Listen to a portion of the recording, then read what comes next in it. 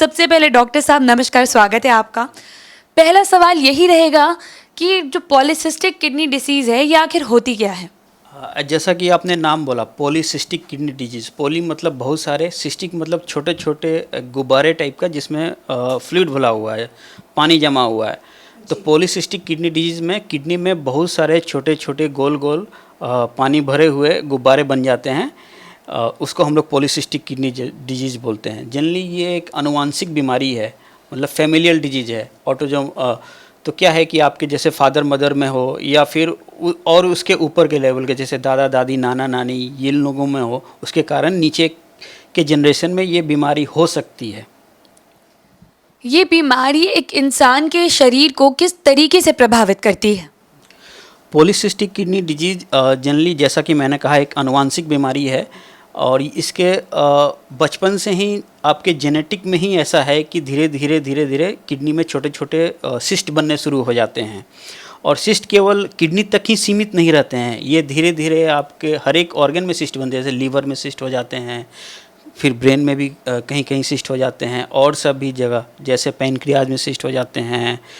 तो बहुत multiple organ को इन्वॉल्व करते हैं, क्योंकि ये जेनेटिक डिजीज है, इसको ये नहीं पता है, ये सबको इन्वॉल्व करता है, हर एक बॉडी के ऑर्गन को। किडनी को कुछ ज़्यादा ही ये इन्वॉल्व करता है, जिसके कारण किडनी फेलियर होने की संभावना बहुत बढ़ जाती है, जिसके कारण पेशेंट को डायलिसिस पर भी जाना पड़ जाता है। जैसा कि अभी आपने कहा कि ये बहुत सारे शरीर में और भी अंगों को इफ़ेक्ट करता है, तो इससे क्या शरीर में और भी ऐसी कई समस्याएं हैं जो उत्पन्न हो सकती है? जनरली जैसे कि एक आनुवांशिक बीमारी होने के नाते धीरे धीरे किडनी को इन्वॉल्व करना शुरू करता है। तो क्या है, किडनी में बहुत सारे सिस्ट हो जाते हैं, इसके कारण किडनी का इफेक्टिव जो एरिया होता है, काम करने वाला एरिया, वो बहुत ही कम हो जाता है और कंप्रेस्ड हो जाता है, जिसके कारण किडनी काम करना बंद कर दिया। ब्रेन में जैसे है कि कभी कभी ब्रेन में भी सिस्ट हो जाते हैं। तो ब्रेन में सिस्ट होने के कारण क्या हो सकता है कि रप्चर हो सकता है, जिसके कारण ब्लीडिंग हो सकता है, तो ब्रेन हेमरेज भी हो सकता है। इस टाइप का हार्ट में भी प्रॉब्लम हो सकता है आपका, ठीक है। लीवर में भी बहुत सारे सिस्ट हो जा सकते हैं, तो लीवर के भी प्रॉब्लम हो सकती है। किन लोगों को इसका खतरा ज़्यादा है? जैसा कि आपने बताया कि ये फैमिली में रन करती है, तो क्या फैमिली में अगर किसी के रन नहीं कर रही है बीमारी, तो इसके अलावा ऐसे कौन से लोग हैं जिन्हें पॉलीसिस्टिक किडनी डिसीज़ का खतरा हो सकता है? जैसा कि मैंने कहा कि ये फैमिली में रन करती है, तो डिफिनेटिव फैमिली हिस्ट्री होना ज़रूरी है। अगर किसी को नहीं है तो बहुत ही कम चांस है, लेस देन 1%, बहुत ही कम है। तो फैमिली हिस्ट्री कभी कभी होता है क्या कि आपके पता ही नहीं है कि जैसे गांव में रह रहे हैं मम्मी पापा, उन लोगों ने कभी टेस्ट कराया नहीं, उनका डेथ हो गया, आपको पता ही नहीं है, या आपके दादा दादी इनको पता ही नहीं है किस कारण से डेथ हो गया, हो सकता हो उनको पॉलीसिस्टिक किडनी हो। तो ये कारण हो सकता है कि जिसमें फैमिली हिस्ट्री आपको नहीं मिले। But as a general note, इसको फैमिली हिस्ट्री डेफिनेटली पॉजिटिव होना ज़रूरी है। और इसको हम लोग अगर शुरू से ही कंट्रोल करें, जैसे पॉलीसिस्टिक किडनी डिजीज़ होने पर क्या होता है कि आपका हार्ट का भी इन्वॉल्वमेंट, तो हाइपरटेंशन एक कॉमन प्रॉब्लम हो सकता है।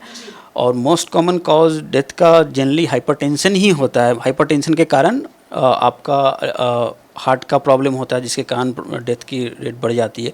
तो आप अगर शुरू से अगर हाइपरटेंशन को कंट्रोल करें इनिशियली, जैसे अभी तो आ रहा है कि आप शुरू से बचपन से ही अगर हाइपरटेंशन को कंट्रोल करें दवाइयों के द्वारा, तो आप बहुत हद तक इस रोग के प्रोग्रेशन को रोक सकते हैं या स्लो कर सकते हैं। रोक तो नहीं सकते हैं क्योंकि ये आनुवांशिक बीमारी है, स्लो जरूर कर सकते हैं।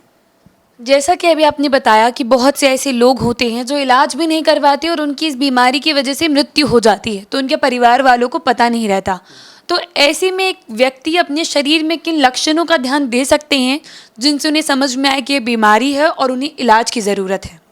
और डायग्नोसिस के लिए बेसिकली दो टाइप से जा सकते हैं। एक, जैसे कि आपको पता है कि मेरे भाई बहन या फिर मेरे मम्मी पापा या फैमिली में किसी को अगर पॉलीसिस्टिक किडनी डिजीज़ है, तो मैं अपना खुद से बीच बीच में टेस्ट कराऊं। टेस्ट कराने के लिए सिंपल है कि अल्ट्रासाउंड कराऊं। अगर अल्ट्रासाउंड रेगुलरली कराऊं, जैसे 30 साल के बाद या 20 साल के बाद से ही मैं रेगुलरली अल्ट्रासाउंड कराऊं, तो अगर पता चल जाए कि हाँ भाई पॉलीसिस्टिक किडनी डिजीज़ है, मेरे में भी आ रहा है। जनरली 50% को ही होता है, ज़रूरी नहीं है कि 100% को हो। फैमिली में अगर हो रहा है तो जनरली 100% को हो, तो 50% को ही चांस रहता है होने का। तो हम लोग उस समय देख लेंगे कि हाँ भाई लाइक अगर 30 साल में ही पता चल गया, तो हम लोग शुरू से ही उसका इलाज शुरू कर देंगे ताकि डिजीज़ स्लो हो। जैसा कि नॉर्मल, जैसे किसी का अगर लाइफ 70 से 80 साल है, 70 साल तक 80 साल तक कोई प्रॉब्लम नहीं हो किडनी की, तो ठीक है, आपका लाइफ ठीक है। दूसरा है कि मान लीजिए अगर 40 साल तक आपने अल्ट्रासाउंड कराया, 40 साल तक अगर उसमें कोई सिस्ट नहीं आया तो मतलब आप बचे हुए हैं, आपको अब नहीं होगा। अगर होना रहता है तो 40 साल के भीतर ही आपके अल्ट्रासाउंड में सिस्ट आने शुरू हो जाते हैं। तो सबसे सिंपल टेस्ट है, अगर फैमिली हिस्ट्री है तो आप अल्ट्रासाउंड करा के पता कर लीजिए। दूसरा आपने क्या पूछा था एक और? ये कि लोग किन लक्षणों का ध्यान रख सकते हैं अपने शरीर में जिनसे उन्हें ये समझ में आए कि हमें डॉक्टर के पास जाना चाहिए अब? डॉक्टर के पास एक तो फैमिली हिस्ट्री है तब आ सकते हैं। दूसरा है कि पॉलीसिस्टिक किडनी डिजीज़ होने पर आपको क्या होगा कि बीपी की शिकायत रहेगी, हाइपरटेंशन, बीपी आपकी बढ़ी हुई रहेगी, यूरिनरी प्रॉब्लम होगा। इनिशियली क्या होता है कि शुरू में ज़्यादा पेशाब होता है, बार बार सिस्ट की टेंडेंसी रहती है कि रप्चर होता रहता है, रप्चर तो उससे ब्लीडिंग होगा, तो पेशाब में बार बार खून होने की संभावना, मतलब यूरिन में ब्लड आने की संभावना रहेगी, ठीक है। और आपका सीरम क्रिएटिनिन जो कि मार्कर है किडनी फंक्शन का, वो बढ़ा हुआ रहेगा। तो ये सब टेस्ट और ये सब लक्षणों के कारण हम पता कर सकते हैं कि हमारे में किडनी की इन्वॉल्वमेंट शुरू हो गई है। डेफिनेटिव डायग्नोसिस के लिए डेफिनेटली आपको अल्ट्रासाउंड या सीटी स्कैन या फर्दर टेस्ट कराने पड़ेंगे।